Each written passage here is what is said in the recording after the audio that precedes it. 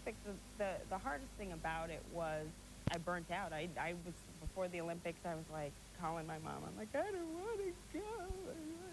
And Elaine and I were just talking backstage, talking about how once you're there and you're at that level, you can't quit. You almost can't quit because you figure you're going to spend the rest of your life explaining why you didn't go on and do the Olympics. But did you want to quit? Well, I don't know. I wasn't happy. Did it become work to you? Well, it was definitely work. I never really did like training much. Even when I was a little kid, I never really liked training.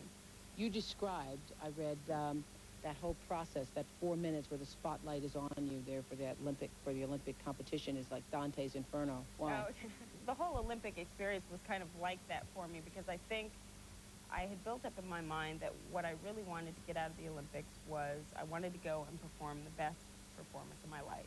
I didn't care whether I won, didn't care anything but performing the best.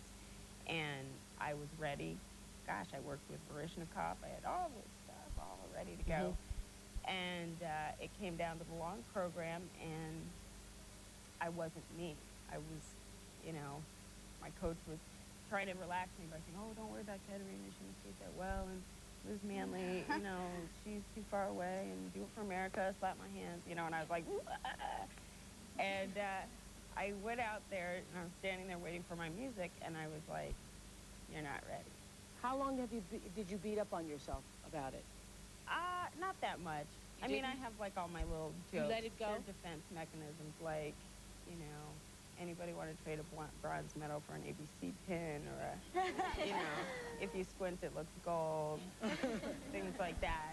But I knew I was going to go on to medical school. I came right off the ice and I said, well, I guess I go back to school now. And I was glad that I had that to fall back on. Where are you? What year are you in medical school? I'm in my 3rd year. Of medical school. So I'm like a little...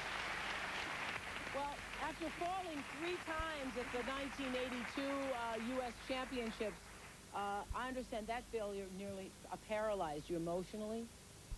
Yes, that was the biggest devastation, I think, for me in my life at that time, because I had never missed. I never didn't win, and all of a sudden I was ready. It just didn't happen, and I had so many triples in the program that I kept falling on each and every one of them, and I just kept going and going, and I was like, why am I, you know... When you fall the first time, you know the score's already gone down. So is it hard to pick yourself back up and mentally get there to continue once you have fallen? Oh, yeah. It hurts, first of all. But after the moment of shock, then you get up and you have probably maybe 5 or 6 more triples in the program. Phew. But at that age, that's what was so hard. I was the national champion, and I never lost. And that was what was the hardest part, because I never believed that this could happen. I could lose my national title, and I could fall 3 times on national television, and all my school friends and everybody was going to see it on national television. The world. The embarrassment was worse, and I hit. Everybody's watching. Right. That's what's the hardest part, because I didn't do what I was supposed to have done. What was the most disturbing thing you found looking into the world of figure skating, Joan? In figure Is skating... it like gymnastics? Well, I thought it would be more alike, but gymnastics turned out to be so much worse than I thought that figure skating didn't seem that bad, to tell you the truth. I think it's more the image of figure skating. That image is such a big deal, and that the judges, you know, are so close to the coaches and so close to the athletes that they'll tell, you know, Elaine, I forget what they told you, you know, you should wear your hair this way, and you should wear more pink, and go to a dermatologist for your acne, or, you know, stuff like that, or you're too fat, or you need to lose, you know. Do you have the fat pressure that the gymnasts have?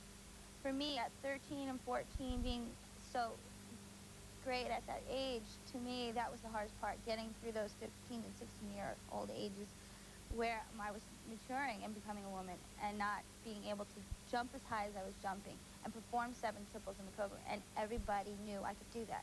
So it was everybody wanting to see me do that again, and when I'm 10 pounds heavier and they're a little lower than they were, or there's not as many in the program, then I'm disappointing everyone.